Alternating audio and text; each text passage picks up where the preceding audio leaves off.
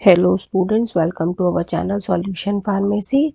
तो जैसा आप लोग जानते हैं, हम लोग कोलिनोलाइटिक एजेंट्स के बारे में पढ़ रहे थे। आइए आज हम लोग उसका सार पढ़ेंगे। तो सार पढ़ने के लिए हम लोग हमेशा एक प्रोटोटाइप ड्रग लेते हैं। तो जैसा कि अपन पहले भी देख चुके हैं कि इस कैटेगरी का प्रोटोटाइप ड्रग कौन होता है, एट्रोपिन होता है। तो आइए एट्रोपिन को ही प्रोटोटाइप ड्रग कंसीडर करते हुए हम स्टार्ट करते हैं। देखिए यहाँ पर आप एक किस चीज़ का ध्यान रखेंगे कि ये एक 7 मेंबर्ड रिंग होती है। देखने में आपको ये 6 मेंबर्ड जैसी दिखती है, लेकिन ये 7 मेंबर्ड रिंग होती है। यहाँ पर एक छोटा सा बॉन्ड्स का अटैचमेंट है, ये इस तरह का है ना, ऐसा। तो ये 6 ना होकर के ये 7 मेंबर्ड रिंग होती है। इस बात का हम यहाँ पर खास ध्यान रखेंगे। तो एक बेसिक सी चीज़ यहाँ अप्लाई होती है कि जितनी ज़्यादा मोलर पोटेंशियल एट्रोपिन की होगी, उतना ज़्यादा ब्लॉकेज होगा एसिटाइल कोलिन का। मतलब एट्रोपिन और एसिटाइल कोलिन, इनके बीच में डायरेक्टली प्रोपोर्शनल का रिलेशनशिप है। जैसे सपोज एट्रोपिन को आप देख सकते हैं, तो ये एक बहुत बड़ा मॉलिक्यूल है। कैसा, अम्ब्रेला, छतरी जैसा एक बहुत बड़ा मॉलिक्यूल है।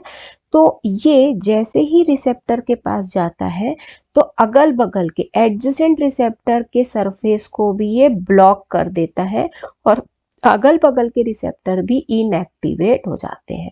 सपोज ये एक मस्क्रीनिक रिसेप्टर था, इसके लिए आपने एट्रोपिन दिया, तो रिसेप्टर इतना बड़ा था और एट्रोपिन इतना बड़ा, तो ये अगल बगल के जो रिसेप्टर्स हैं इनको भी ये ब्लॉक कर देता है। तो इस तरह से एडजेसेंट रिसेप्टर्स जो हैं वो भी अनअवेलेबल हो जाते हैं एसिटाइल कोलिन के लिए। तो इस प्रकार से क्या होता है, थोड़े एट्रोपिन में भी आपको ज़्यादा एसिटाइल कोलिन ब्लॉकेज मिल जाता है। आप अगर स्ट्रक्चर को प्रॉपर तरीके से देखेंगे तो अगेन फिर आप यहाँ नोटिस कर लीजिए कि ये 7th बॉन्ड है, यानी कि ये रिंग 7 मेंबर्ड है ना। ये जो पोर्शन हमने रेड से डिनोट किया हुआ है, ये पोर्शन शो करता है, ये सेगमेंट शो करता है एट्रोपिन को। देखिए यहाँ से लेकर के ये जो पोर्शन हाईलाइटेड है, ये पोर्शन आपका एसिटाइल कोलिन को रिजेंबल करता है, एसिटाइल कोलिन से ये मिलता जुलता है ना। तो अगर मान लीजिए हम लोग अपने डाइफिनाइल एसिटिक एसिड का ईस्टर बनाते हैं ना, डाइफिनाइल मतलब 2 फिनाइल रिंग, ये एसिटिक एसिड वाला पोर्शन हो गया और ये ईस्टर वाला पोर्शन हो गया, है ना। तो ये जो कंडीशन है, this gives us good parasympatholytic activity.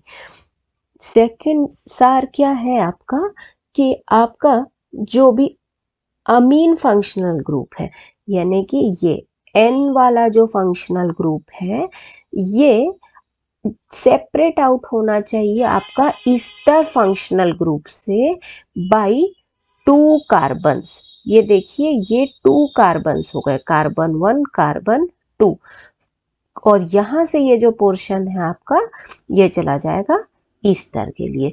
तो दूसरा सार क्या है कि जो ईस्टर वाला ऑक्सीजन है उसके और अमीन ग्रुप के बीच में कम से कम 2 कार्बन तो होने ही चाहिए, ठीक है। तीसरा सार है कि हमेशा ये जो अमीन है वो क्वाटरनरी हो, ऐसा ज़रूरी नहीं है। जैसे कि पैरासिम्पैथोमिमेटिक में अपन ने देखा था कि क्वाटरनरी होना ज़रूरी है। तो सिम्पैथोलाइटिक्स, पैरासिम्पैथोलाइटिक्स के केस में क्वाटरनरी होना मैंडेटरी नहीं है, नहीं भी होगा, यानी कि नॉर्मल भी अमीन ग्रुप होगा तो भी ये कंसीडरेबल है फॉर द पैरासिम्पैथोलाइटिक एक्टिविटीज, है ना। अब हम लोग रिंग के अंदर चले, तो रिंग के अंदर आपने देखा NCH3 इस तरीके की बॉन्डिंग है, तो ये हो गया N मिथाइल ग्रुप। ये जो N मिथाइल ग्रुप है, इसके होने की वजह से एट्रोपिन जो है वो ब्रेन के अंदर पेनिट्रेशन नहीं कर पाता।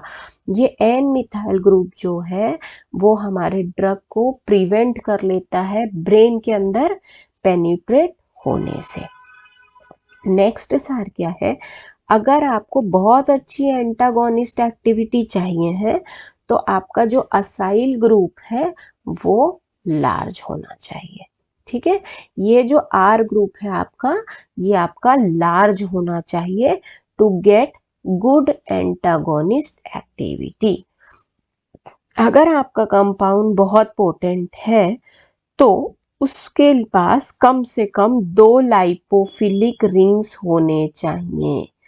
2 लाइपोफिलिक रिंग्स से क्या मतलब है, आपको 2 ऐसे सब्सटेंसेस वहां पर सब्स्टिट्यूट करने होंगे रिंग के फॉर्म पर जो लिपिड लविंग हो, लिपिड लविंग हो।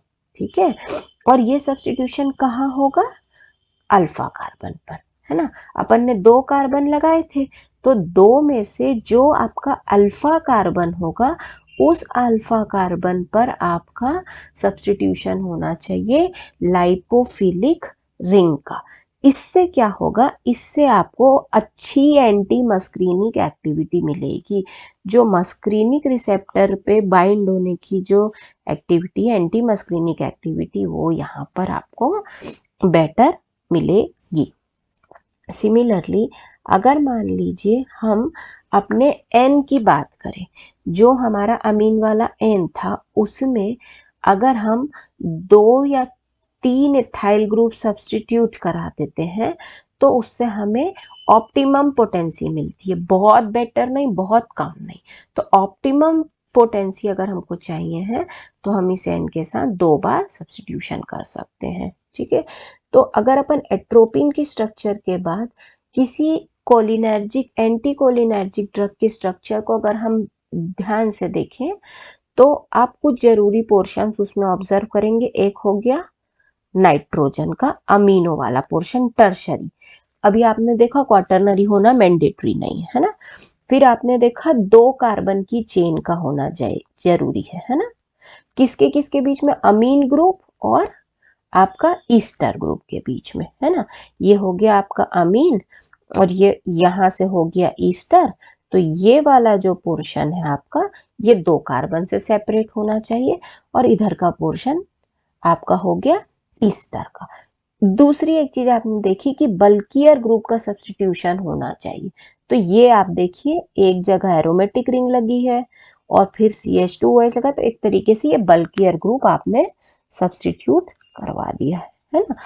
तो अगर मान लीजिए हम एन ग्रुप की बात करें, यानी कि ये अमीनो नाइट्रो ग्रुप की अगर हम बात करें, तो अगर ये कैटायन कैरी करता है, यानी कि ऐसा प्लस चार्ज कैरी करता है, तो इसके लिए अच्छा होता है क्योंकि हमारे रिसेप्टर के पास एनायनिक चार्ज होता है। जैसे सपोज ये हमारा मस्कुलिनिक रिसेप्टर है, हमारा मस्कुलिनिक रिसेप्टर माइनस चार्ज को रखा हुआ है। अब एन वाला जो पोर्शन आया वो अगर प्लस चार्ज कैरी कर रहा है तो बाइंडिंग जो है वो प्रॉपर तरीके से हो जाएगी। नहीं भी कैरी करेगा तो भी होगी, मैंडेटरी नहीं है, बट अच्छी एक्टिविटी मिलेगी। सिमिलरली अगर मान लीजिए आपने ये एन ग्रुप में पूरा सब्स्टिट्यूशन करा दिया बल्कियर ग्रुप का, ethyl methyl ethyl propyl butyl ऐसे करके पूरे बल्कियर ग्रुप ही सब्स्टिट्यूट कर दिए, सारे के सारे रिमूव किए, सब जगह बल्कियर ग्रुप लगा दिए, वो कंडीशन में पोटेंसी जो है वो डिक्रीज हो जाएगी, हमारा जो ड्रग है वो लेस पोटेंट हो जाएगा। इसके बाद सपोज हम लोग अगर कॉर्नर वाले कार्बन एटम की बात करें तो यहाँ पर अगर हम लोग फिनाइल ग्रुप सब्स्टिट्यूट कराते हैं 2 बार, है ना, 2 फिनाइल ग्रुप सब्स्टिट्यूट कराते हैं तो हमारा ड्रग जो है वो ज्यादा पोटेंट होगा, मोर पोटेंट होगा एज कंपेयर्ड टू एक फिनाइल ग्रुप और एक साइक्लो ग्रुप। अगर हमारा ये कॉर्नर वाला कार्बन है, इसमें आपने दोनों में एरोमेटिक रिंग लगा ली है, फिनाइल रिंग लगा ली है, तो ये आपका ज्यादा पोटेंट होगा एज कंपेयर टू कि एक में आपने फिनाइल रिंग लगाई है और एक में साइक्लो रिंग लगाई है, तो ये आपका लेस पोटेंट होगा, ये वाला मोर पोटेंट होगा। सिमिलरली अगर इस कार्बन चेन को आपने 2 से चेंज किया, अगर ये लेंथ आपने बढ़ा दी तो आपकी एक्टिविटी डिक्रीज हो जाएगी। अगर आपने कार्बन की लेंथ बढ़ाई तो आपकी एक्टिविटी डिक्रीज हो जाएगी। इस चीज को भी हम ध्यान रखेंगे। इसके बाद अगर मान लीजिए आपका जो बीटा कार्बन, जैसे 2 कार्बन है तो एक अल्फा हो गया एक बीटा हो गया, अगर आप बीटा कार्बन की बात करें और बीटा कार्बन को अगर आपने ब्रांच कर दिया तो एक्टिविटी आपकी डिक्रीज हो जाएगी। ये देखिए ये बीटा कार्बन है, इस पे आपने ब्रांचिंग कर दी। ये सपोज बीटा कार्बन जो CH2 था आपने इसको कन्वर्ट किया CH और एक ब्रांच करके यहाँ कुछ भी आपने ग्रुप लगा दिया। ये कंडीशन में जो आपका कंपाउंड बनेगा उसमें आपकी एक्टिविटी डिक्रीज्ड रहेगी। तो बीटा कार्बन पे ब्रांचिंग को हमें अवॉइड करना है। सिमिलरली अगर मान लीजिए हमारा जो ये कार्बन का मेन चेन चला आ रहा था ये वाला है ना, इसमें हम लोग ये सब्स्टिट्यूशन कराते हैं ऑक्सीजन से, सल्फर से या नाइट्रोजन से, तो इससे जो कंपाउंड्स हमको मिलते हैं दे आर मोर पोटेंट, और यही आगे अमीनो अल्कोहल, अमीनो अल्काइल और अमीनो अमाइड्स में कन्वर्ट हो जाते हैं, जो कि हमने क्लासिफिकेशन में देखा था, है ना। जैसे देखिए अभी हमने क्या किया है, एक जगह सब्स्टिट्यूशन कराया है ऑक्सीजन से, ये ऑरफेनेड्रिन नाम का ड्रग बना है जो कि अमीनो अल्काइल ईथर कैटेगरी के अंदर आता है और ये मोर पोटेंट ड्रग है। तो ये थे स्टूडेंट्स सार आपके पैरासिम्पैथोलाइटिक ड्रग्स या कोलिनोलाइटिक ड्रग्स के। आई होप आपको ये कंटेंट समझ में आया होगा। अगर आपको ये कंटेंट डाउनलोड करना है, ये नोट्स डाउनलोड करना है, तो प्लीज़ आप हमारा ऐप सॉल्यूशन फार्मेसी पर जाइए, वहाँ पर ये नोट्स अवेलेबल है। Thank you so much.